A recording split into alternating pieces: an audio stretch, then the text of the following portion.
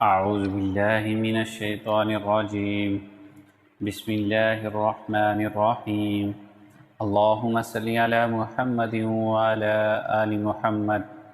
السلام علیکم ورحمۃ اللہ وبرکاتہ۔ ناظرین، آپ کو علم کی دنیا میں خوش آمدید کہتے ہیں۔ آج ہم غسل کے متعلق سیکھیں گے۔ اللہ تعالیٰ نے قرآن پاک میں ارشاد فرمایا، یا ایہا الذین آمنوا لا تقربوا الصلاة وانتم سکارى حتی تعلموا ما تقولون ولا جنبا الا عابری سبیل حتی تغتسلوا۔ اے ایمان والو، نماز سے قریب تک نہ جاؤ جب تم نشہ کی حالت میں ہو، یہاں تک کہ تم سمجھنے لگو جو تم کہتے ہو، اور نہ ہی جنابت کی حالت میں جب تک کہ تم غسل نہ کر لو۔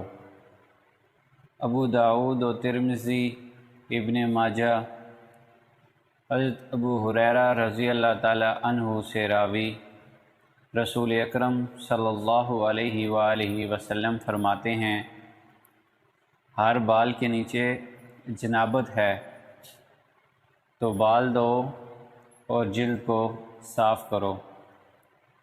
سنن ابی داؤد۔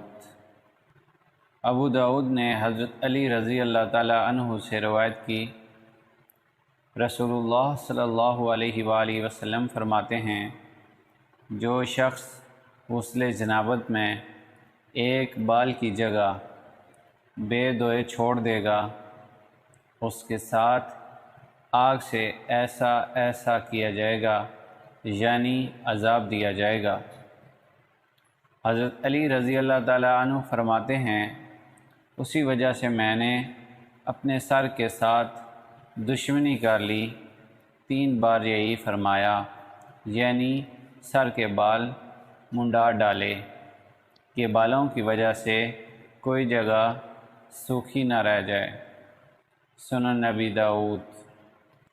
غسل کے لیے 3 باتیں فرض ہیں، ان میں سے کوئی بھی رہ جائے تو غسل نہ ہوگا، اور نہ ہی نہانے والا سنت مصطفیٰ صلی اللہ علیہ وآلہ وسلم کے مطابق پاکیزہ ہوگا۔ پہلا، کلی کرنا۔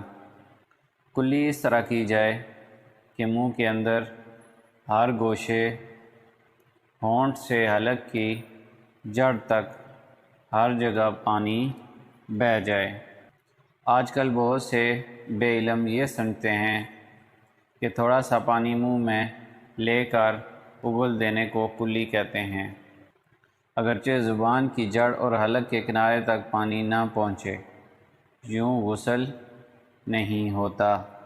دانتوں کی جڑوں میں کوئی ایسی چیز جمی ہو جو پانی بہنے سے روکے تو اس کا چھڑانا ضروری ہے، جبکہ چھڑانے میں ضرر اور حرج نہ ہو، جیسے چھالیا کے دانے، گوشت کے ذرے، ان کو چھڑانا لازم ہے۔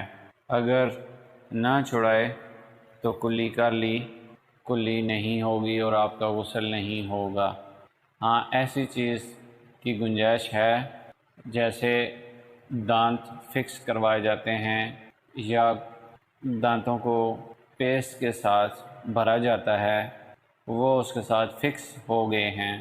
جو چیز فکس ہو جائے اس میں گنجائش ہے۔ دوسرا، ناک میں پانی ڈالنا۔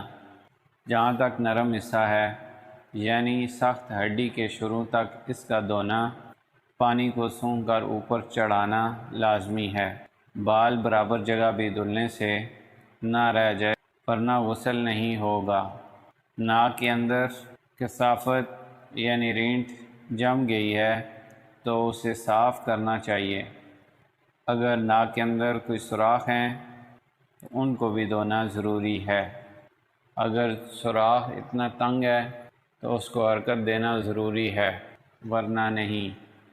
تیسرا فرض، تمام ظاہری بدن دھونا، یعنی سر کے بالوں سے پاؤں کے تلوؤں تک جسم کے ہر حصے پر پانی بہانا ضروری ہے۔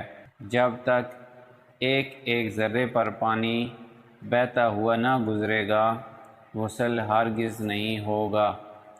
یعنی تمام جسم پر پانی ڈالنا ضروری ہے۔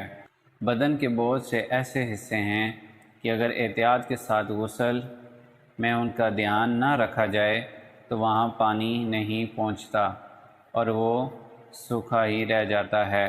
یاد رکھو کہ اس طرح نہانے سے غسل نہیں ہوگا اور آدمی نماز پڑھنے کے قابل نہیں ہوگا۔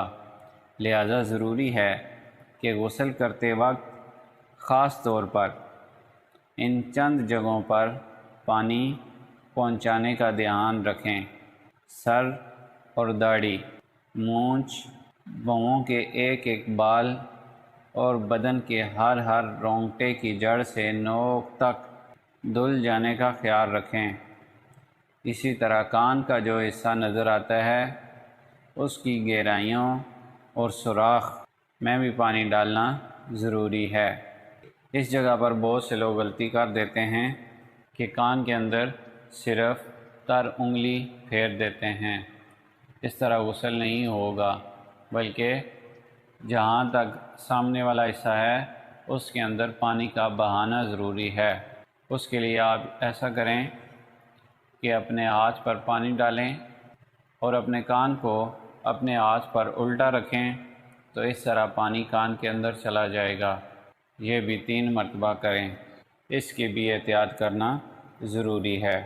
اس طرح ٹھوڑی اور گلے کا جوڑ، پیٹ کی بلٹیں، بغلیں، ناف کے غار، ران اور پیروں کا جوڑ، دونوں سرینوں کے ملنے کی جگہ، ان سب کا خیال رکھنا ضروری ہے اور ان پر پانی بہا کر دھوئیں تاکہ ہر جگہ پانی پہنچ جائے۔